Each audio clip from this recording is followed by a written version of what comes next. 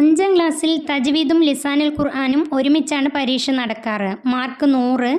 5ാം ക്ലാസ്സിലെ തജ്വീദിൽ full mark നേടാൻ ഏതൊക്കെ പാഠഭാഗങ്ങൾ പഠിക്കാം എന്ന് നമുക്ക് നോക്കാം. 5ാം ക്ലാസ്സിലെ കഴിഞ്ഞ 3 വർഷത്തെ പൊതുപരീക്ഷയുടെ ചോദ്യപേപ്പർ വിശദമായി മനസ്സിലാക്കിയതിനു ശേഷമാണ് ഞാൻ ഈ വീഡിയോ എടുക്കുന്നത്. നമുക്ക് ഫുൾ മാർക്ക് നേടാൻ പഠിക്കേണ്ട പാഠഭാഗങ്ങൾ. 1ാമത്തെ പാഠം ഫളാഇലുത് തിലാവ. വിശുദ്ധ ഖുർആൻ പഠിക്കലും പഠിപ്പിക്കലും വളരെയേറെ പുണ്യമായ അമലാണ്. ഖൈറുക്കും മൻ തഅല്ലമൽ ഖുർആന വഅല്ലമഹു. ഖുർആൻ പഠിക്കുകയും അത് പഠിപ്പിക്കുകയും ചെയ്യുന്നവരാണ് നിങ്ങളിൽ ഏറ്റവും ഉത്തമന്മാർ. നബി സല്ലല്ലാഹു അലൈഹി വസല്ലമ പറയുന്നു. അൽ മാഹിറു ഫിൽ ഖുർആനി മാസ് സഫറത്തിൽ കിറാമിൽ ബററത്തി. ഖുർആനിൽ നൈപുണ്യം നേടിയവർ ഖിയാമത്ത് നാളിൽ സഫറ എന്ന ബഹുമാനികളായ മലക്കുകളുടെ കൂടെയായിരിക്കും സ്വർഗത്തിൽ വസിക്കുക. അല്പമെങ്കിലും ഖുർആൻ മനഃപ്പാടമില്ലാത്തവൻ്റെ ഹൃദയം പൊളിഞ്ഞ വീട് പോലെയാണെന്ന് നബി തങ്ങൾ പറഞ്ഞിരിക്കുന്നു. ഒരു പ്രദേശത്ത് ഖുർആൻ മനഃപ്പാടമുള്ള ഒരാളെങ്കിലും ഉണ്ടായിരിക്കൽ അനിവാര്യമാണ്. അതുപോലെ തന്നെ സൂറത്തുൽ ഫാത്തിഹ, സജദ, യാസീൻ, അർ-റഹ്മാൻ, അൽ വാഖിയ, മുൽക്ക്, ഇഖ്ലാസ്, മുഅവ്വിദത്തൈനി എന്നീ സൂറത്തുകളും ആയത്തുൽ കുർസി, ആമന റസൂലു ലൗ അൻസൽന മുതലായ ആയത്തുകളും പതിവാക്കൽ മഹത്തായ സുന്നത്താണ്. ഇത് പൂരിപ്പിക്കാൻ വരാറുണ്ട്. സൂറത്ത് മുൽക്കിനെ പറ്റി നബി തങ്ങൾ ഇങ്ങനെ പറഞ്ഞിട്ടുണ്ട്. ഖുർആനിൽ ഒരു സൂറത്തുണ്ട്, അത് 30 ആയത്തേ ഉള്ളൂ. അത് പതിവാക്കുന്നവരുടെ പാപങ്ങൾ പൊറുക്കപ്പെടുന്നതുവരെ അള്ളാഹുവിനോട് അത് ശുപാർശ ചെയ്യും. ഈ 1ാമത്തെ പാഠത്തിൽ നിന്ന് ഈ ക്വസ്റ്റ്യൻസ് എല്ലാം പതിവായി ചോദിക്കാറുള്ളതാണ്. പാഠം 2 സിഫാത്തുൽ ഹുറൂഫ്. അതിൽ നിന്ന് വരാറുള്ള ക്വസ്റ്റ്യൻ, അറബി അക്ഷരങ്ങൾ അവയുടെ മഖ്റജുകളിൽ നിന്ന് പുറപ്പെടുമ്പോൾ ഉണ്ടാകുന്ന ശബ്ദവ്യത്യാസങ്ങൾക്കാണ് സിഫത്തുകൾ എന്ന് പറയുന്നത്. ഒരേ മഖ്റജിൽ നിന്നാണ് താഉം ത്വാഉം പുറപ്പെടുന്നത്. അതുപോലെ തന്നെ സ്വാദും സീനും പുറപ്പെടുന്നത് ഒരേ മഖ്റജിൽ നിന്നാണ്. 5ഉം 6ഉം 7ഉം സിഫത്തുകളുള്ള ഹർഫുകളുണ്ട്. 5ൽ കുറവുള്ളതോ 7ൽ കൂടുതലുള്ളതോ ഇല്ല. പാഠം 3 അസ്സിഫാത്തു വൽ ഹുറൂഫ്. അതിലെ സിഫത്തുകൾ ഹംസ്, റിഹ്വ്, ഇസ്തില, ഇത്ബാക്ക്, കൽക്കല. അതുപോലെ തന്നെ അതിൻ്റെ ഹർഫുകളും പഠിക്കാണ്ട്. അതിൻ്റെ ഉദ്ദേശ്യം, ഹംസിൻ്റെ ഉദ്ദേശ്യം മഖ്റജിൽ ഊന്നൽ ദുർബലമായതിനാൽ ഉച്ചാരണത്തോടൊപ്പം ശ്വാസം പുറത്തു പോവൽ. റിഹ്വ് മഖ്റജിൽ ഊന്നൽ ദുർബലമായതിനാൽ മൃദുവായി ശബ്ദം നടക്കൽ. ഇസ്തില ഉച്ചരിക്കുമ്പോൾ ശബ്ദഗതി അണ്ണാക്കിലേക്ക് ഉയരൽ. ഇത്ബാക്ക് നാവിൻ്റെ മധ്യഭാഗം അണ്ണാക്കുമായി ചേരൽ.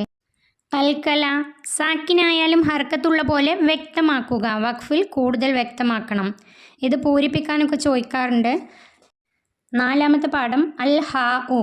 ഈ പാഠത്തിൽ നിന്ന് പഠിക്കാനുള്ളത് 3 തരം ഹാ ഉകളെ കുറിച്ചാണ്. തഅനീസിൻ്റെ ഹാഇനെ ചേർത്തി ഓതുമ്പോൾ താ ആയിട്ടും അതിന്മേൽ വഖഫ് ചെയ്യുമ്പോൾ ഹാ ആയിട്ടും ഉച്ചരിക്കണം. തഅനീസിൻ്റെ ഹാ. അതുപോലെ തന്നെ സക്കത്തയുടെ ഹാഇന് എപ്പോഴും സുക്കൂനായിരിക്കും. ലമീറിൻ്റെ ഹായിൻ്റെ മുന്നിലോ പിന്നിലോ സുക്കൂൻ ഉണ്ടെങ്കിൽ ഹാഇനെ നീട്ടാതെയും ഹർക്കത്താണെങ്കിൽ ഒരലിഫിൻ്റെ ഖദർ നീട്ടിയും ഓതണം. എല്ലാ ഹാ ഉകളും പദത്തിൻ്റെ അവസാനത്തിലാണ് വരിക. ഇത്രയാണ് ഇതെന്ന് പഠിക്കാനുള്ളത്. അതുപോലെ തന്നെ തഅനീസിൻ്റെ ഹാഇനൊരു ഉദാഹരണം, ലമീറിൻ്റെ ഹാഇനൊരു ഉദാഹരണം, സക്തയുടെ ഹാഇന് ഒരു ഉദാഹരണം പഠിച്ചു വെക്കാം. അത് ഉദാഹരണം എഴുതാൻ ചോദിക്കാറുണ്ട്. പാഠം 5 ഹംസത്തുൽ വസ്ൽ. ഹംസകളെ കുറിച്ചാണ് ഈ പാഠത്തിൽ പഠിക്കാനുള്ളത്. ചേർത്തി ഓതുമ്പോൾ ഉച്ചരിക്കാത്ത ഹംസയെ തുടക്കത്തിൽ വരുമ്പോൾ ഉച്ചരിക്കുന്നു. ഉച്ചാരണത്തിൽ ചേർത്തി ഓതുമ്പോൾ ഉച്ചാരണത്തിൽ വരാത്തതും തുടക്കത്തിൽ വരുന്നതുമായ ഹംസക്ക് ഹംസത്തുൽ വസ്ൽ എന്ന് പറയുന്നു. അതുപോലെ തന്നെ ഈ ഹംസത്തുൽ വസ്ലിന് ഒരു ഉദാഹരണം പഠിച്ചു വെക്കുക. ഈ ഉദാഹരണങ്ങളെല്ലാം നോക്കി വെക്കുക. ഇത് ഹംസത്തുൽ വസ്ലാണോ ഹംസത്തുൽ ഖത്ത് ആണോ എന്ന് ചോദ്യം വരാറുണ്ട്. പാഠം 6 ഹംസത്തുൽ ഖത്ത്. ചേർത്തി ഓതുമ്പോൾ മൊഴിയാത്ത ഹംസ ഹംസത്തുൽ വസ്ൽ. എന്നാൽ ചേർത്തി ഓതുമ്പോഴും തുടങ്ങുമ്പോഴും ഉണ്ടാവുന്ന ഹംസക്ക് ഹംസത്തുൽ ഖത്ത് എന്ന് പറയുന്നു. ചേർത്തി ഓതുമ്പോഴും തുടങ്ങുമ്പോഴും ഉണ്ടാകുന്ന ഹംസക്ക് ഹംസത്തുൽ ഖത്ത് എന്ന് പറയുന്നു. അതുപോലെ തന്നെ ഹംസത്തുൽ ഖത്തിനുള്ള ഉദാഹരണങ്ങൾ നോക്കി വെക്കുക. ചോദ്യം വരാറുണ്ട്. ഇസ്മുഹു അഹ്മദ്. ഇത് ഹംസത്തുൽ വസ്ലാണോ ഹംസത്തുൽ ഖത്ത് ആണോ? ഇസ്മുഹു അഹ്മദ് എന്നതിലെ ഹംസ ഹംസത്തുൽ ഖത്ത് ആണ്. കാരണം ചേർത്തി ഓതുമ്പോഴും അഹ്മദ് എന്നാണ് ഉച്ചരിക്കാറ്, തുടക്കത്തിൽ വരുമ്പോഴും അഹ്മദ് എന്ന് തന്നെയാണ് ഉച്ചരിക്കാറ്. ഇനി നമുക്ക് അടുത്ത പാഠം നോക്കാം. പാഠം 7 അൽ വഖഫ്. ശ്വാസം വിടാൻ വേണ്ടി കലിമത്തിൻ്റെ അവസാനത്തിൽ നിർത്തുന്നതിനാണ് വഖഫ് എന്ന് പറയുന്നത്. അത് പഠിക്കുക. അതുപോലെ തന്നെ അത് പൂരിപ്പിക്കാൻ ചോദിക്കാറുണ്ട്. വറത്തിലിൽ ഖുർആന തർത്തീല. ഈ ആയത്തിന് അലി റളിയല്ലാഹു അൻഹു നൽകിയ അർത്ഥം എന്ത് എന്ന ചോദ്യം വരാറുണ്ട്. അക്ഷരങ്ങൾ ഭംഗിയാക്കുകയും വഖഫുകൾ പഠിക്കുകയും ചെയ്യുക. അക്ഷരങ്ങൾ ഭംഗിയാക്കുകയും വഖഫുകൾ പഠിക്കുകയും ചെയ്യുക. ശ്വാസം വിടാതെ അല്പം അടങ്ങി ഓതൽ തുടരുന്നതിന് സക്ത എന്ന് പറയുന്നു. 4 സ്ഥലങ്ങളിലാണ് സക്ത ചെയ്യേണ്ടത്. ആ 4 സ്ഥലങ്ങളൊന്ന് നോക്കി വെക്കാം. പാഠം 8 വഖഫിൻ്റെ അടയാളങ്ങളും വ്യാഖ്യാനങ്ങളും. വഖഫിൻ്റെ അടയാളങ്ങൾ, വ്യാഖ്യാനങ്ങൾ. റഅ്സു ആയത്ത് അതിനൊരു വട്ടാണ്. വഖഫ് ഔല കിലെ, വഖഫ് മുത്ലഖ് ത്വാ, വഖഫ് ലാസിം മീമ്, വഖഫ് ജായിസ് ജീമ്, അൽ വസ്ലു ഔല സിലെ, വഖഫ് മുജവ്വസ് സാ, കീല അലൈഹിൽ വഖഫു കാഫ്, വഖഫ് മുആനഖത്ത്, വഖഫ് മുറാക്കബത്ത് 3 പുള്ളിയുള്ളതാണ്. ലാ തക്കിഫ് ലാം അലിഫ്. അതിൻ്റെ വ്യാഖ്യാനങ്ങളും കൂടെ പഠിച്ചു വെക്കാം.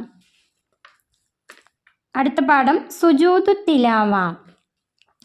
പരിശുദ്ധ ഖുർആനിൽ സജദയുടെ ആയത്തുകൾ ഓതുന്നവർക്കും കേൾക്കുന്നവർക്കും തിലാവത്തിൻ്റെ സുജൂദ് ചെയ്യൽ മഹത്തായ സുന്നത്താണ്. 14 സ്ഥലങ്ങളിലാണ് ഈ ആയത്തുകൾ ഉള്ളത്. ഇബ്ലീസിനെ അത്യധികം വേദനിപ്പിക്കും എന്ത്? ഈ സുജൂദ്. തിലാവത്തിൻ്റെ സുജൂദ് ഇബ്ലീസിനെ അത്യധികം വേദനിപ്പിക്കും. സുജൂദിൽ എന്താണ് ചൊല്ലേണ്ടത്?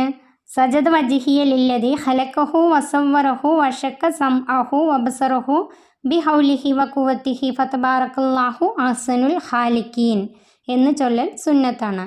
സുജൂദ് ചെയ്യുന്നില്ലെങ്കിൽ എന്താണ് ചൊല്ലേണ്ടത്? സുബ്ഹാനല്ലാഹ് വൽഹംദുലില്ലാ വലാ ഇലാഹ ഇല്ലല്ലാഹ് അല്ലാഹു അക്ബർ എന്ന് 4 തവണ ചൊല്ലൽ സുജൂദിന് പകരമാകും. ഇത് തുടർച്ചയായി ചോദ്യപേപ്പറിൽ വരാറുണ്ട്. സുബ്ഹാനല്ലാഹ് വൽഹംദുലില്ലാ വലാ ഇലാഹ ഇല്ലല്ലാഹ് അല്ലാഹു അക്ബർ എന്ന് 4 തവണ ചൊല്ലൽ. സ്വാദ് സൂറത്തിലെ 23-ാം ആയത്തിൽ ശുക്രിൻ്റെ സുജൂദാണ്. അടുത്ത പാഠം 10 ജംഉൽ ഖുർആൻ. ഖുർആൻ ഒരു ഗ്രന്ഥമായി ഒരുമിച്ച് കൂട്ടിയത് സിദ്ദീഖ് റളിയല്ലാഹു അൻഹു ആണ്. അബൂബക്കർ സിദ്ദീഖ്, അമീറുൽ മുഅ്മിനീൻ അബൂബക്കർ സിദ്ദീഖ് റളിയല്ലാഹു അൻഹു ആണ് പരിശുദ്ധ ഖുർആൻ ഒരു ഗ്രന്ഥമായി ഒരുമിച്ച് കൂട്ടിയത്. ഇതിന് ജംഉൽ ഖുർആൻ എന്ന് പറയുന്നു. 3-ാം ഖലീഫ ഉസ്മാൻ റളിയല്ലാഹു അൻഹു ഖുർആനിൻ്റെ കോപ്പി കൊടുത്തയച്ച പട്ടണങ്ങൾ. ഇത് ചോദ്യം വരാറുണ്ട്. Kufa, Basra, Sham, Mecca. ഓരോ കോപ്പി കൊടുത്തയച്ചു. ലോകത്ത് ഇന്ന് വരെയുള്ള മുസഫുകളെല്ലാം തന്നെ ഉസ്മാനി മുസഫുകളുടെ പകർപ്പാണ്. നബി സല്ലല്ലാഹു അലൈഹി വസല്ലമയുടെ പ്രധാന എഴുത്തുകാരനായിരുന്നു സെയ്ദ് ബിൻ സാബിത്ത് റളിയല്ലാഹു അൻഹു. ഇത് തുടർച്ചയായി വരുന്ന ഒരു ക്വസ്റ്റ്യനാണ്. 2 അമീറുൽ മുഅ്മിനീങ്ങളുടെ കാലത്തും മുസഫുകൾ എഴുതുന്നതിന് നേതൃത്വം വഹിച്ചത് സെയ്ദ് ബിൻ സാബിത്ത് റളിയല്ലാഹു അൻഹു തന്നെയാണ്. ഖുർആൻ പഠിച്ചത് മറന്നുപോവൽ വലിയ തെറ്റാണ്. ഈ ബൈത്ത് തുടർച്ചയായി ചോദിക്കാറുണ്ട്. കലാമുൻ ഖദീമുല്ലാ യുമല്ലു സമാഉഹു തനസ്സഹ അൻ ഖൗലിൻ വഫീലിൻ വനിയത്തിൻ ബിഹി അഷ്തഫി മിൻ കുല്ലി ദാഇൻ വനൂറുഹു ദലീലുൻ ലിഖൽബി ഇൻദ ജഹ്ലി വഹൈറത്തി ഫയാ റബ്ബി മത്തിഅനി ബിസിർരി ഹുറൂഫിഹി വനവ്വിർ ബിഹി കൽബി വസംഇ വമുഖിലത്തി. ഈ ബൈത്ത് കാണാപ്പാഠം പഠിച്ചു വെക്കുക. എല്ലാ പരീക്ഷയ്ക്കും തുടർച്ചയായി ചോദിക്കാറുള്ളതാണ്. ആ ബൈത്തിൻ്റെ വരികൾ നന്നായി പഠിക്കാം. പാഠം 11 അൽ ഖുറാഉൽ അഷറത്തു. ഖുർആനിൻ്റെ 10 കാരികളെ കുറിച്ചാണ്, പ്രസിദ്ധരായ 10 കാരികളെ കുറിച്ചാണ് ഈ പാഠത്തിൽ പഠിക്കാനുള്ളത്.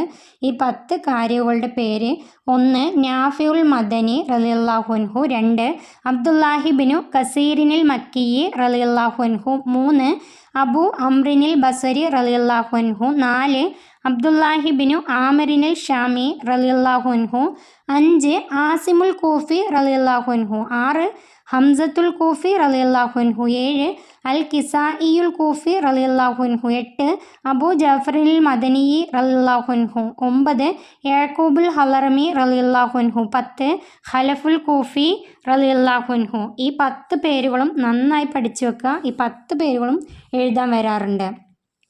ഇതെന്ന് വരുന്ന ക്വസ്റ്റ്യൻസ് ഇതൊക്കെ ഉണ്ടാവാറ്. കൂഫക്കാരായ 4 കാരികളുടെ പേരെഴുതുക, മദീനക്കാരായ 2 കാരികളുടെ പേരെഴുതുക, അങ്ങനെയാണ് വരാറുള്ളത്. ഇനി ഈ പാഠത്തിൽ നിന്ന് പഠിക്കാനുള്ളത്, ഉസ്മാൻ റളിയല്ലാഹു അൻഹു കൂഫയിലേക്ക് കൊടുത്തയച്ച മുസഫിൻ്റെ കൂടെ ഉണ്ടായിരുന്നത് അബു അബ്ദുറഹ്മാനി സലമി റളിയല്ലാഹു അൻഹു. ഇത് തുടർച്ചയായി വരാറുള്ള ക്വസ്റ്റ്യനാണ്. അവർ ആസിമുൽ കൂഫി എന്നവർക്ക് പഠിപ്പിച്ചു. അവർ ഹഫ്സ് ബിൻ സുലൈമാനിൽ കൂഫി എന്നവർക്ക് പഠിപ്പിച്ചു. അത് 3 പേരും പഠിച്ചു വെക്കാം. പാഠം 12 ആദാബു മുസ്തമിൽ ഖിറാഅ. ഈ പാഠത്തുനിന്ന് ഈ ഒരു ക്വസ്റ്റ്യൻ തുടർച്ചയായി എല്ലാ ചോദ്യപേപ്പറിലും വരാറുണ്ട്. അള്ളാഹു നമ്മെ പഠിപ്പിക്കുന്നു, വഇദാ ഖുരിഅൽ ഖുർആനു ഫസ്തമിഊ ലഹു വഅൻസിതു ലഅല്ലക്കും തുർഹമൂൻ. അതിൻ്റെ അർത്ഥം കൂടെ പഠിക്കുക. ഖുർആൻ ഓതപ്പെട്ടാൽ നിങ്ങളത് സശ്രദ്ധം കേൾക്കുകയും ശാന്തരായിരിക്കുകയും ചെയ്യുക, നിങ്ങൾക്ക് കാരുണ്യം വർഷിക്കപ്പെടാനായി. ഈ ചോദ്യം ഉറപ്പായിട്ടും എല്ലാ ചോദ്യപേപ്പറിലും വരാറുണ്ട്. നബി തങ്ങളോട് ഖുർആൻ ഓതി കേൾപ്പിക്കാൻ അള്ളാഹു കൽപ്പിച്ചു. ആർക്ക്? ഉബയ്യ് ബിനു കഅബ് റളിയല്ലാഹു അൻഹു. പാഠം 13 ചില പ്രത്യേക പദങ്ങൾ. ഇതിന്ന് സ്ഥിരമായിട്ട് ചോദിക്കാറുള്ളത് ഇമാലത്ത് എന്നാൽ ഫതഹിൻ്റെയും കസറിൻ്റെയും ഇടയിലായി അല്ലെങ്കിൽ അലിഫിൻ്റെയും യാഇൻ്റെയും ഇടയിലായി ഏകാരസ്വരത്തിൽ ഉച്ചരിക്കുക എന്നാണ്. ഇമാലത്ത് എന്താണെന്ന് പഠിച്ചു വെക്കണം. ഇഷ്മാം എന്നാൽ റഫോ ലമ്മോ ഉള്ള അക്ഷരത്തിന്മേൽ വഖഫ് ചെയ്യുകയോ അവയെ ഇദാം ചെയ്യുകയോ ചെയ്യുമ്പോൾ ലമ്മിനെ സൂചിപ്പിച്ചുകൊണ്ട് ചുണ്ടുകൂട്ടുക എന്നതാണ്. ലമ്മിനെ സൂചിപ്പിച്ചുകൊണ്ട് ചുണ്ടുകൂട്ടുക എന്നതാണ്. ഡാഷ് എന്നായിരുന്നു ചോദ്യം വന്നിരുന്നത് ഇഷ്മാം. അതുപോലെ തന്നെ ഇമാലത്തും ചോദ്യം വന്നിരുന്നു. ഇനി അൽ കഹ്ഫ് സൂറത്തിലെ 38-ാം ആയത്തിൽ ലാക്കിന്ന ഹുവല്ലാഹു എന്നതിൽ ലാക്കിന്ന എന്നത് നിർത്തുകയാണെങ്കിൽ ലാക്കിന്ന എന്ന് ഒരു അലിഫ് നീട്ടി ഉച്ചരിക്കണം. ശേഷമുള്ള ഹുവല്ലാഹുമായി ചേർത്തി പറയുമ്പോൾ നാ എന്ന് നീട്ടാതെ ലാക്കിന്ന ഹുവല്ലാഹു എന്ന് പറയണം. ആ പാഠത്തിൻ്റെ അടിയിലുള്ള അത് പഠിച്ചു വെക്കണം. അടുത്ത പാഠം അവസാനത്തെ പാഠമാണ് ഖത്മുൽ ഖുർആൻ. ഈ പാഠത്തിൽ നിന്നും സൂറത്തുൽ ഫാത്തിഹ മുതൽ നാസ് വരെ മുസഫിൽ ക്രമപ്രകാരം തീർത്തോതുന്നതിന് ഖത്മുൽ ഖുർആൻ എന്ന് പറയുന്നു. വല്ലുഹ മുതൽ നാസ് വരെയുള്ള സൂറത്തുകളുടെ അവസാനം തക്ബീർ ചൊല്ലൽ സുന്നത്താണ്. വല്ലുഹ മുതൽ നാസ് വരെയുള്ള സൂറത്തുകളുടെ അവസാനം ഡേഷ് ചൊല്ലൽ സുന്നത്താണെന്ന് ചോദ്യപേപ്പറിൽ സ്ഥിരമായിട്ട് വരുന്നൊരു ചോദ്യമാണ്.